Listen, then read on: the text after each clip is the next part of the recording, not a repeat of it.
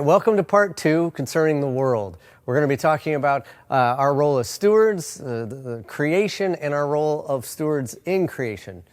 You see, our understanding of God shapes how we think about creation, and our understanding of creation shapes how we think about God. Now, for many people, when we talk about how do we know and understand who God is, most people's immediate response, especially if you've been in church for some time, is something like, well, through the Word of God. To which the Word of God, we obviously mean the text of the Bible. To which I would say, yes, sure, that's great, that's wonderful. Of course, that's how we are to know who God is. But also there's this idea of the Word of God being something more. For example, in Romans, Paul talks about how God's invisible qualities, His eternal power and invisible qualities have been seen through what has been made. So there's this idea, this thought, that creation can serve as God's primary revelation. Think about this. At the very beginning, Genesis 1, God began to speak things all into existence. God speaks and there's light. God speaks and there's trees. God speaks and there is fish. So what we see in creation is in fact the original Word of God. That's why we say it's primary creation. The primary revelation of God is creation, because that's the first outpouring of God's self that we see. There's a German theologian by the name of Meister Eckhart in the 14th century. He said that if humans could have known God without the creation of the world, God would have never created the world. I love this thought and I love this idea because it's right in line with what Paul says, that through that which has been made, we can see and know about who this God is. So how we think of God shapes how we think of creation, and how we think of creation shapes how we think of God. So when I begin to understand creation in the way that we see it, what you see in creation is that creation is quite generous. It's benevolent. Creation is always giving of itself, and that's the design from the very beginning. So how I understand creation affects how I think of God. And if I begin to understand and see creation as benevolent and generous, then it will allow me to think of God in terms of being generous and benevolent. Think about that story of creation again. When God creates, everything that God creates, He endows, He blesses, He gives the authority for those things to also create.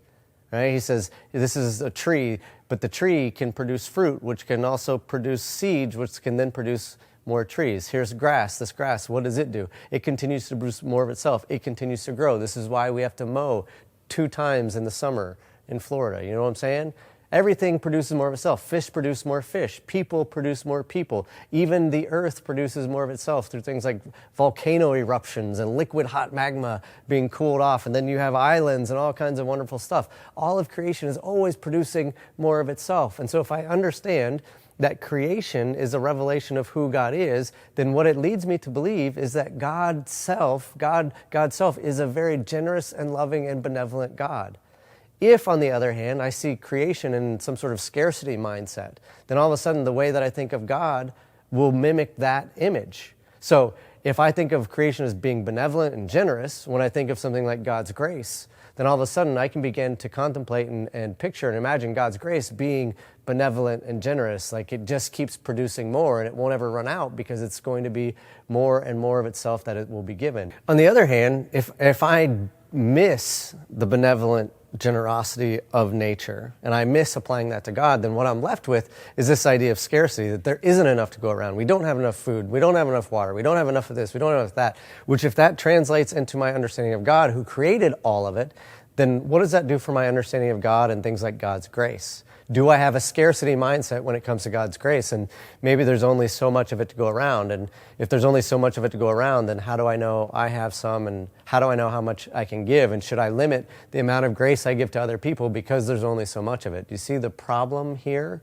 But when you begin to understand the benevolent nature of the universe, the universe that's continually producing more of itself, and we understand that the God who created this falls in line with this, you see, then all of a sudden I can think of God in much bigger terms when I think of God's love and God's grace. It's something that's always producing. It's always giving of itself. You see, and the problem with the mindset of scarcity is that it actually puts us in living in a way that is opposed to the very nature of how all things have been created.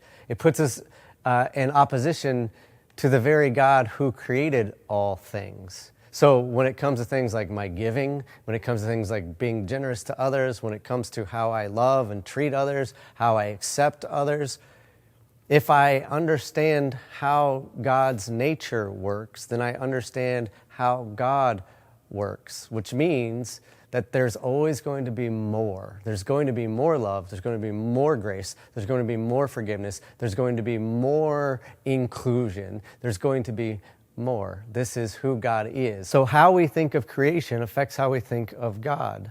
And so what I want to do, what I want for you to do, what I want for all of us to be able to experience is that I want us to step in line with the generous, benevolent nature that God is, that He has created the world in, and that He is calling us to. Doesn't that seem like a much better way to live?